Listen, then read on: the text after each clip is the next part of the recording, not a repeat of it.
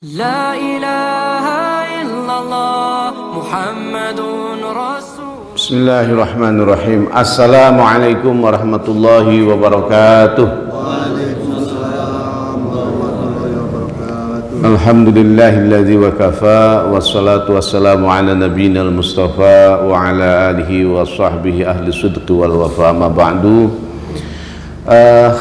Jamaah kuliah subuh yang dirahmati Allah, puji syukur kita kembali panjatkan kehadirat Allah. Alhamdulillah bahwa sampai dengan subuh hari ini kita masih diberikan kesempatan, kesehatan, ya, dan beragam nikmat yang tidak mungkin kita sebutkan satu persatu, karena dalam setiap detik kita nikmat Allah itu pun terus mengalir. Bahkan kalau ukuran kurang dari detik itu apa ya, di bawahnya menit kan detik, di bawah detik apa Pak? Enggak ada ya. Seandainya ada, maka nikmat itu terus mengalir. Kita masih bisa bernafas tanpa bantuan alat. Itu kenikmatan yang luar biasa, yang kadang ini tidak kita perhatikan. Kita menganggap kita tuh kalau diberi nikmat, kalau kita sudah dapat rezeki berupa uang misalnya, jabatan misalnya, padahal itu belum tentu nikmat, ya. Bisa jadi itu adalah musibah gitu, gara-gara apa namanya, gara-gara naik pangkat malah akhirnya jauh dari Allah, gara-gara duitnya ditambah malah akhirnya udah nggak ke masjid lagi misalnya, ya. Nah yang parah lagi, udah nggak punya duit, nggak juga ke masjid. Dua kali. Nauzubillah min zalik. Jamaah rahimakumullah, salawat dan salam semoga Allah senantiasa limpahkan kepada Nabi kita Muhammad sallallahu alaihi wasallam. Bapak-bapak, ibu-ibu jamaah kalam subuh yang dirahmati Allah, ini memang hari ini saya dari kemarin tuh nyari-nyari kitab Ihya Ulumuddin saya itu sebelah mana gitu ya. Kayak keselip itu, masya Allah. Akhirnya sudahlah, kita masih senada dengan makna tasawuf tetapi lebih umum gitu ya, yakni tentang zikrullah, mengingat Allah. Jadi bapak-bapak sekalian, mengingat Allah itu menjadi sangat penting bagi seorang mukmin untuk mencapai ketakwaan. Kenapa? Karena bapak-bapak dan jamaah rahimakumullah, bahwa takwa itulah bekal yang terbaik kata Allah. Ya, dalam Al-Baqarah 159 terkait dengan haji kita suruh membawa bekal. Tapi ingat kata Allah, wa tazawwadu, berbekalah kalian, silahkan bawa bekal apapun. Tapi ingat, fa inna khairaz zadit taqwa, sungguh bekal yang terbaik itu adalah ketakwaan. Nah, dan ketakwaan itu diantaranya lahir dari zikrullah, mengingat Allah, ya. Walaupun mengingat Allah itu juga berat ya Pak, artinya kita ini sulit mengingat Allah itu. Bagaimana tidak sulit Pak ya, kita di masjid, masjid itu rumah siapa? Rumah Allah. Kemudian kita sholat itu kita beribadah kepada Allah. Tapi Pak, di masjid, di rumah Allah, kita menghadap Allah, malah seringkali hati kita malah jalan kemana-mana, ya. Ingat ini, ingat itu.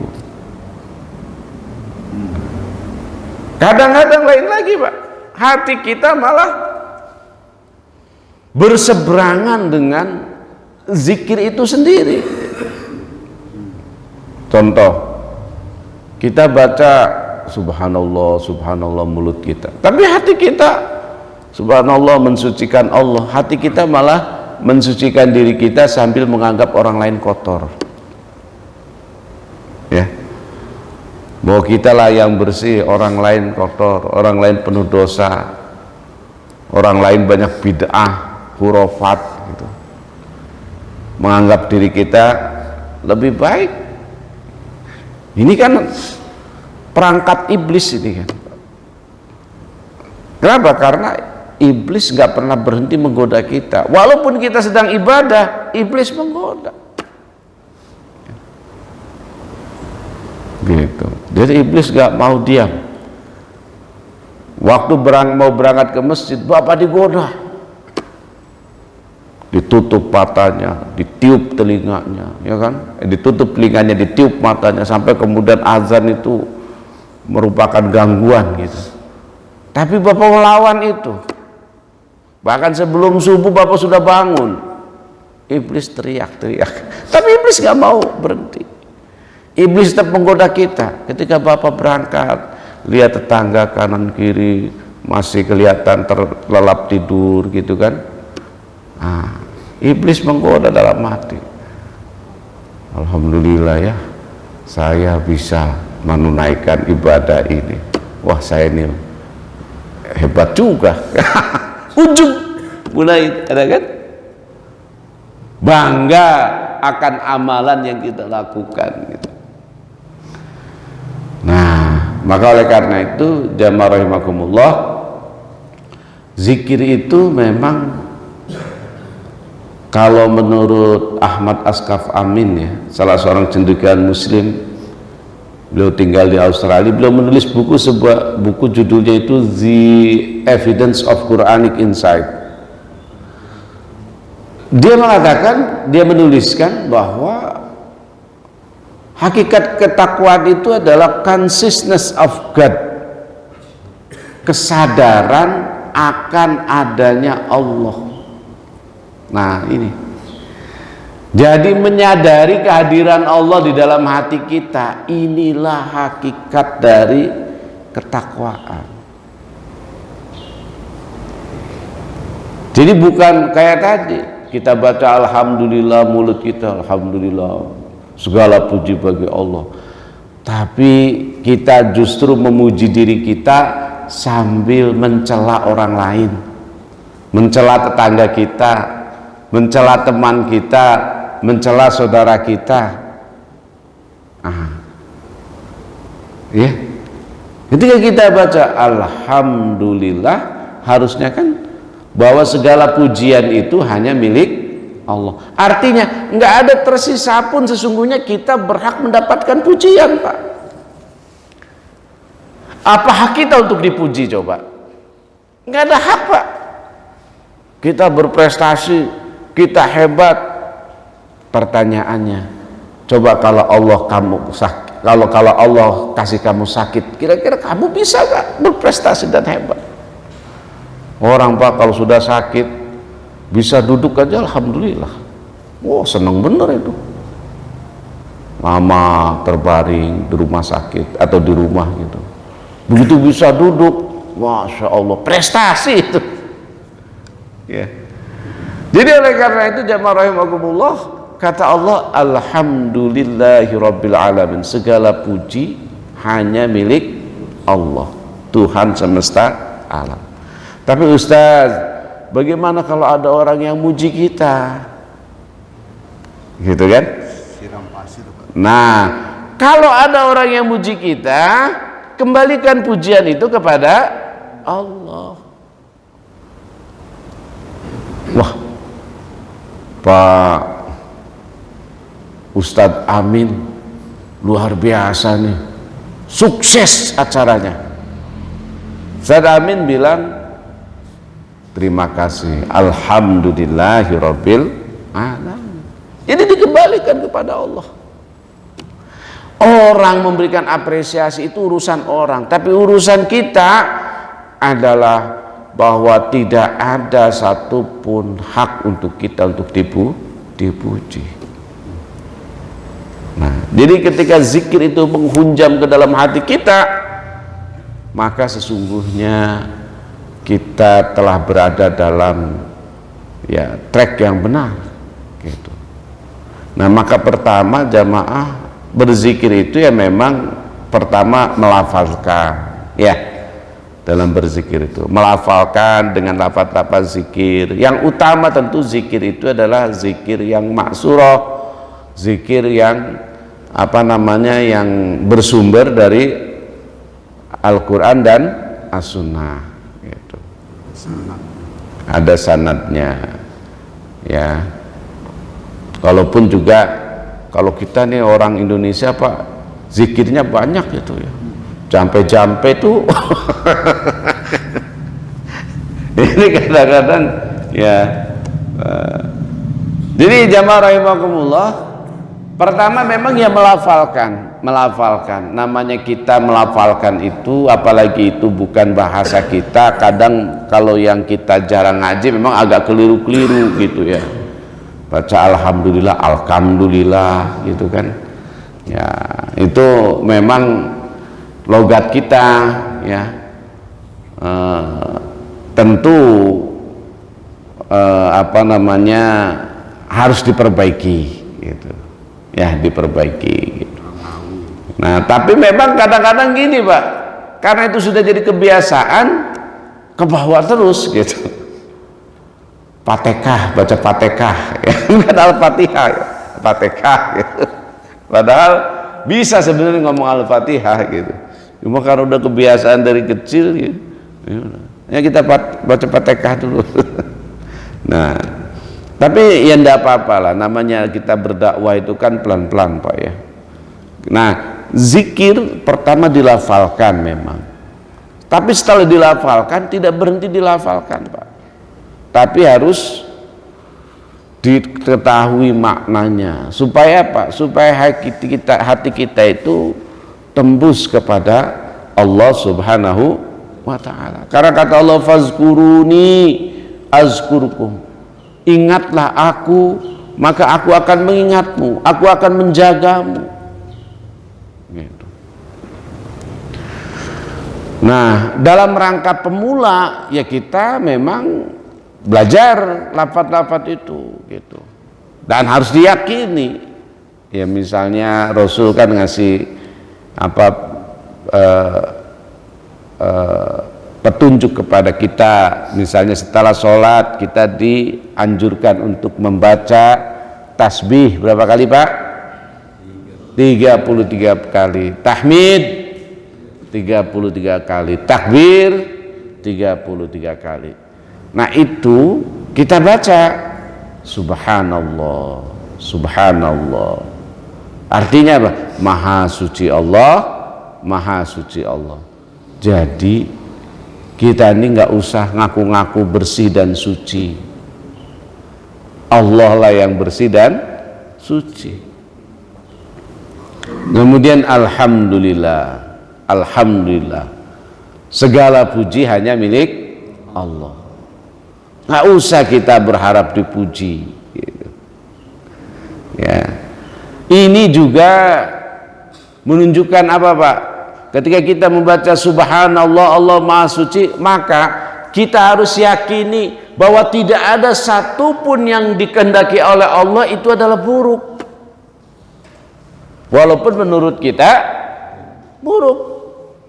Kita pengen dapat proyek, doa, zikir, proyeknya lepas. Nah, kita suudzon sama Allah. Maka ketika kita baca subhanallah, sesungguhnya kita diajari oleh Allah bahwa apapun yang menjadi qada dan qadar Allah itu adalah baik untuk makhluknya. Maka kita nggak jadi berburuk sangka Pak. Karena apa? Allah maha suci dari perbuatan yang buruk. Nggak mungkin Allah berbuat buruk, nggak mungkin Allah, apalagi sampai kemudian Allah berbuat tidak adil. Kan pernah ya ada orang sampai Tuhan nggak adil, wow gitu. Nah, ini bahaya kalau kita sampai berkesimpulan seperti itu. Maka kemudian karena Allah semua penciptaannya, semua kehendaknya, semua keputusannya adalah baik, kita puji Allah. Alhamdulillah, segala puji milik Allah. Jadi nggak mungkin Allah itu berbuat buruk, walaupun mungkin ada hal-hal yang tidak sesuai dengan kehendak kita. Banyak lah ya Pak, dalam hidup ini ada orang yang mau nikahin anaknya gagal misalnya, padahal persiapannya sudah matang, DP gedung sudah, gagal. Tiba-tiba misalnya calonnya pergi, tak kembali. Nah, ini apa harus nyalain Allah? Enggak. Itu adalah qada dan qadar Allah yang terbaik untuk kita. Cuma kan kita kadang nggak tahu Pak, mana yang baik, mana yang tidak baik atas keputusan Allah itu. Sama kayak anak kecil Pak, anak kecil itu walaupun lagi batuk, panas, temennya minum es, dia minta es. Temennya makan coklat, dia minta coklat. Lah kita nggak ngasih kan? Apa kata anak kita? Bapak pelit. Apa pelit betul? Enggak. Justru kita saking sayangnya, maka kemudian kita tidak memberikan itu. Nah itu pula Allah. Bisa jadi memang kita nggak cocok untuk itu. Nah, maka kemudian Allah berikan yang lain untuk kita. Maka kemudian diakhiri dengan Allahu Akbar misalnya. Allah lah yang maha besar. Jadi apa? Ya kita semua kecil Pak.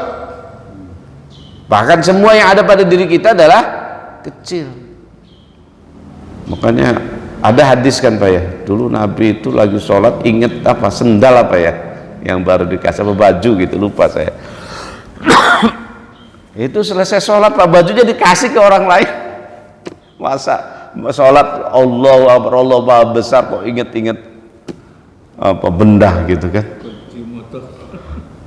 Motornya kasih orang lain itu kalau Nabi. Dah besok gak usah pakai motor saya. Ini gara-gara motor sholat saya nggak khusyuk gitu kan. Ya itu contoh Rasul. Memang berat kalau kita ngikutin seperti itu Pak ya. Bisa habis semua itu harta benda kita Pak. Ya, karena dalam sholat kita ingat macam-macam. Nah kembali ke pelafalan zikir, maka memang pertama dilafalkan Pak ya, tapi juga harus dihayati gitu, dimaknai. Termasuk sholat itu kan zikir. Apa kata Allah? Aqimis sholat li zikri, dirikanlah sholat untuk mengingatku. Jadi kita diperintahkan sholat untuk mengingat Allah, maka wajar kalau kemudian sholat kita itu bacaan-bacaannya juga kita harus pahami, dan itu sederhana, gampang kalau kita mau. Persoalan yang susah, banyak diantara kita yang nggak mau tahu gitu, maka sampai meninggal dunia ya dia nggak hafal-hafal apa yang, nggak paham-paham, maksud saya nggak paham-paham apa yang dibaca. Padahal Pak, membaca kemudian memahami inilah salah satu yang akan menghadirkan zikrullah kita itu lebih mantap gitu ya. Katakan misalnya bapak-bapak doa iftitahnya pakai Allahu Akbar kabiro misalnya ya, ketika Allahu Akbar kabiro, hati kita bilang Allah maha besar yang sangat atau sebesar-besarnya ya kan? Jadi ini merupakan taukid. Walhamdulillahi katsira, dan segala puji milik Allah sebanyak-banyaknya. Jadi ada kita memaknai itu gitu.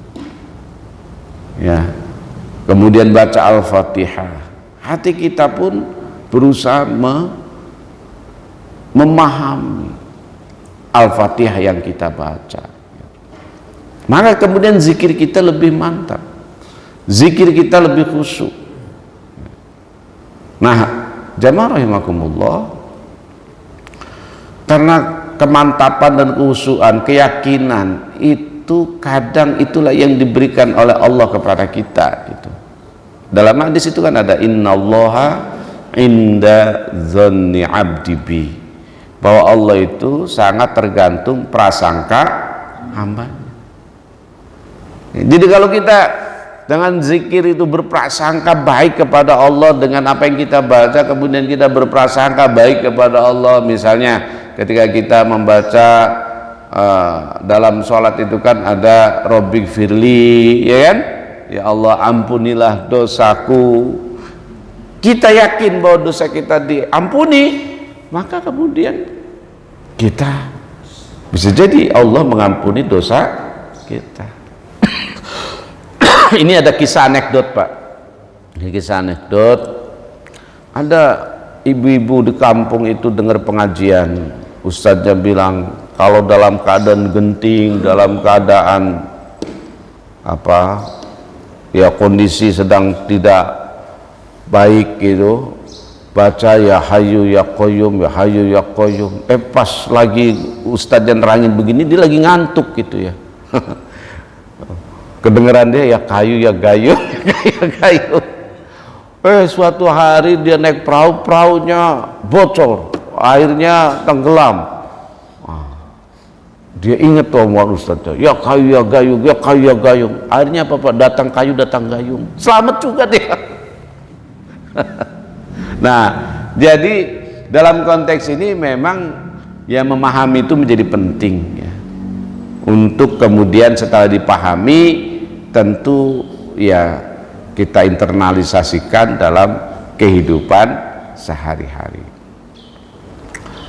Nah, jamaah rahimakumullah, terus bagaimana manfaat zikir itu dalam kehidupan kita? Dalam Quran surat Ar-Ra'd ayat 28 ya, surat 13, Allah katakan allazina amanu wa tatma'innu qulubuhum bizikrillah, ala bizikrillahi tatma'innul qulub. Apa kata Allah? Orang-orang beriman itu hatinya akan tenang bizikrillah, karena dengan mengingat Allah. Pak, hidup ini mau kaya apa mau tenang? Mau tenang. Kaya pasti tenang nggak? Orang kaya pasti tenang nggak? Nggak pasti. Gitu. Mau populer apa mau tenang? Mau tenang. Mau jabatannya tinggi apa mau tenang? Mau tenang. Loh, kalau hidup mau tenang, maka kata Allah zikir. Gitu ya, insya Allah Pak, kalau kita zikir, kita banyak mengingat Allah, maka ketenangan itu akan hadir dalam diri kita dalam kondisi apapun. Lagi sakit kita tenang, lagi kaya kita tenang, lagi banyak jabatan kita tenang, satu-satu jabatan kita nggak ada, kita juga tenang Pak. Kenapa? Karena ketenangan itu yang memberikan adalah Allah. Iya Pak. Banyak teman, tenang. Nggak ada satupun teman yang menghampiri kita, kita tetap tenang. Masya Allah. Sehat, tenang. Ketika sakit, kita juga tenang. Kenapa bisa tenang ketika sakit? Karena dia paham bahwa ini adalah merupakan bagian ujian yang kalau kita menerimanya dengan penuh kesabaran, maka ini akan menghapus segala kesalahan, kehilafan, dosa. Kemudian yang kedua, kesabaran kita diberikan pahala. Bahkan pahala orang bersabar itu, Masya Allah Pak, luar biasa. Wa basyiris sabirin allazina iza asabathum musibah qalu inna lillahi wa inna ilaihi raji'un. Allah memberi kabar kepada orang yang bersabar, yang ketika mendapat musibah dia katakan inna lillahi wa inna ilaihi raji'un. Apa kata Allah? Alaihim sholawatu min rabbihim wa rahmah. Mereka itu akan mendapat sholawat dan rahmat. Masya Allah. Kata Nabi Pak, nggak ada orang masuk surga karena amalnya. Orang masuk surga itu karena rahmat Allah. Orang yang dapat musibah dan dia bersabar, itu akan mendapat rahmat. Artinya kunci surga sudah di tangan. Tenang nggak? Tenang hidup dia. Sehat tenang, sakit pun tenang. Lagi banyak proyek tenang, sepi proyek juga tenang. Kan yang repot ini lagi banyak proyek, banyak pula maksiatnya. Sepi proyek, depresi.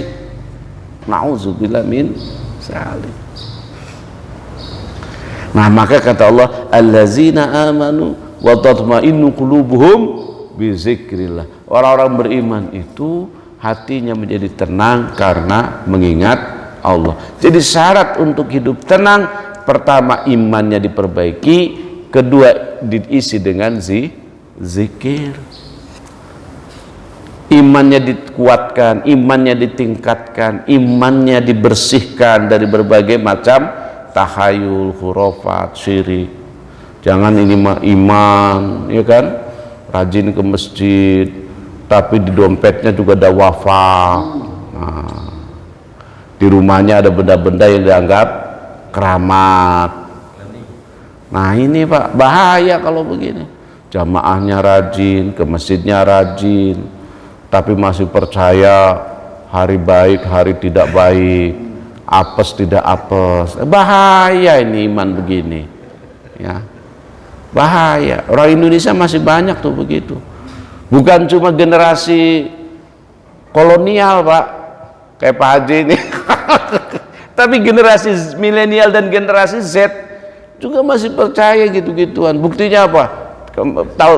Berapa tahun yang lalu itu ada tes CPNS Pak, tes CPNS, tesnya keren, berbasis IT, pakai CBT, ya kan?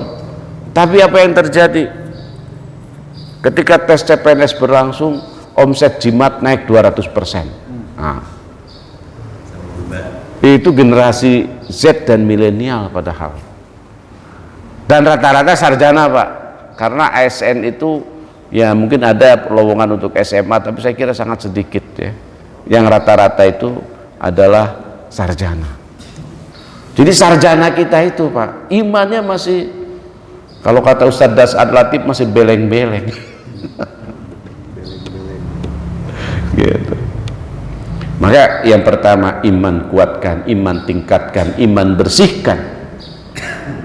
La ilaha illallah. Tidak ada Pak Tuhan itu yang bisa memberikan ketenangan, yang bisa memberikan rezeki, yang bisa memberikan kekuatan, yang bisa memberikan kejayaan, yang harus kita takuti illallah, kecuali Allah. Hanya Allah saja. Jadi kalau kita masih percaya ada kekuatan-kekuatan di luar Allah, ya inilah yang Allah tidak suka. Ya, innallaha la yaghfiru ayyushraka bih. Allah itu tidak akan mengampuni dosa syirik. Ya. Terus yang berikutnya tadi zikir. Ya. Jadi setelah kita beriman, kita berzikir. Artinya imannya kita kuatkan. Karena gini Pak, ada orang iman tapi jarang zikir, nggak dikasih ketenangan. Ya. Ada juga Pak, orang berzikir tapi tidak dasarnya iman. Ada Ustadz, ada. Apa itu? Misalnya orang ya pengen proyeknya lancar, laris manis, ya, kemudian dagangannya laris, proyeknya lancar gitu. Tahajudnya rajin Pak, duhanya nggak ketinggalan, tapi niatnya supaya itu tadi. Nah terus bagaimana? Allah kasih rezeki yang dia minta, proyeknya lancar, dagangannya laris, tapi Allah nggak kasih ketenangan gitu. Terus apa salah Pak Ustadz kalau kita meminta kepada Allah terkait dengan keinginan-keinginan duniawi kita? Ya benar, tidak ada salah, tapi maksud saya begini Pak, tidak hanya untuk itu kita bangun malam, itu adalah untuk kedekatan kita dengan Allah gitu. Soal kita kemudian kita meminta, jangan begini maksud saya. Ini yang ketahuan kan gini Pak, sebelum dagangannya laris, sebelum sukses, tahajudnya begitu luar biasa, tapi begitu udah sukses udah lagi nggak tahajud. Nah itu ketahuan tuh. Tapi kita istiqomah gitu, sebelum sukses tahajudnya kuat, setelah sukses lebih kuat ya. Jangan kayak para ustadz, sebelum dapat kursi rajin baca ayat kursi, setelah dapat kursi hilang ayatnya tinggal kursinya. Nah yang begini nih yang nggak boleh. Kenapa? Karena bisa jadi dia memang kemudian mendapatkan jabatan, tapi jabatannya tidak membuatnya tenang, membuatnya stres, depresi. Ini kan di negeri kita ini hari ini kita dipertontonkan dengan pejabat-pejabat publik yang begitu terhormat, ya kan? Tapi disangkakan dengan berbagai macam sangkaan, ya. Di konstitusi ada, di badan korupsi ada, dan itu petinggi-petingginya Pak, ketua-ketuanya gitu. Pak, orang sehebat apapun hakim, kalau sudah dihadapkan pada persangkaan begitu pasti depresi Pak. Nggak mungkin itu nggak depresi, nggak mungkin nggak tenang. Iya, pasti nggak tenang hidupnya. Itu kalau ditensi semua naik itu. Iya. Nah, bisa jadi langsung stroke. Walaupun ketua KPK sering mengintegrasi orang, giliran dia diintegrasi, bisa puyeng kepala 7 keliling itu. Ya. Gimana mau tenang Pak? Walaupun duitnya banyak, amalnya tinggi, jabatannya, nggak bakal tenang. Apalagi yang meriksa bekas anak buah. Nah, yang meriksa bekas anak buah. Ya. Tapi kalau sudah begitu Pak, Sambo aja yang waktu itu kayaknya punya macam-macam lewat juga, walaupun ya terus diperingan gitu ya. Dari hukuman mati jadi hukuman 20 tahun. Artinya memang jemaah rahimakumullah, bahwa ketika Allah mengatakan bahwa dengan iman dan zikir hati menjadi tenang, dan ketenangan adalah tujuan hidup, ya, maka kemudian untuk apa lagi kita menciderai berbagai macam dengan melanggar peraturan-peraturan Allah.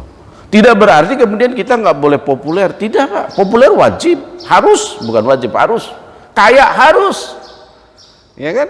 Apalagi punya jabatan tinggi harus, tapi itu semua digunakan untuk ya tadi zikrullah juga, untuk ibadah juga, untuk kebaikan juga. Ya kan, kalau kita jabatannya tinggi Pak, tinggal di atas kertas kita tanda tangan, selesai itu maksiat, nggak perlu kita teriak-teriak, ya kan. Ya. Tapi kalau nggak punya kekuasaan, waduh, repot itu. Doli itu bisa ditutup sama Bu Risma dulu, karena Bu Risma jadi wali kota Pak, nggak perlu pakai pertumpahan darah, selesai itu, ya kan. Termasuk Kramat Tunggak ya zamannya Pak Sutioso, di tanda tangan jadi itu pusat Islamic Center Jakarta kan begitu. Nah, jadi ya kekuasaan penting, artinya kan sangat penting bahkan, tapi Jangan kemudian karena kekuasaan, iman dan zikir kita menjadi tercederai. Yang terakhir Bapak sekalian, karena saya lihat sekarang nih suruknya jam 5.20 berapa tadi ya? Lupa. 24 ya. Nah, 5.24. Ini kan ada pertanyaan gitu. Jadi saya akhiri bahwa untuk yang terakhir memang kenapa iman itu harus benar, karena memang yang menurunkan ketenangan itu Pak Allah gitu. Lihat Al-Fat ayat 4 ya. Dalam surat Al-Fat ayat 4 Allah katakan wallazi anzalas sakinata fi qulubil mu'minin. Dialah Allah yang menurunkan as-sakinah, ketenangan dalam hati orang-orang yang beriman. Jadi yang menurunkan ketenangan itu bukan siapa-siapa tapi Allah. Maka kita harus dekat-dekat dengan Allah. Kalau kita dekat-dekat dengan manusia, jangankan cuma jabatannya rendah, bahkan presiden sekalipun bersiaplah untuk kecewa. Bapak masih ingat peristiwa tahun 2014 atau 19 itu? Orang kader partai masih muda ya kan, sudah pakai baju putih hitam, taunya nggak jadi dilantik. Ya kan? Terjadi. Siap-siap kecewa Pak kalau. Jadi jangankan cuma jabatan ketua RT, presiden sekalipun ternyata siap-siap untuk kecewa. Bahkan ada yang sudah ngukur baju ya kan, untuk jadi calon wapres. Gak jadi Pak. Jadi inilah hidup. Tapi ketika kita berharap hanya kepada Allah, maka apapun yang terjadi Allah tetap akan memberikan ketenangan hidup kepada kita. Demikian Bapak sekalian, untuk selanjutnya masih ada waktu 10 menit ya. Silakan Bapak-bapak mau nambahin boleh, mau nanya boleh, mau berpendapat yang lain boleh, mau berbeda pendapat juga boleh. Di luar topik silahkan ya. Monggo.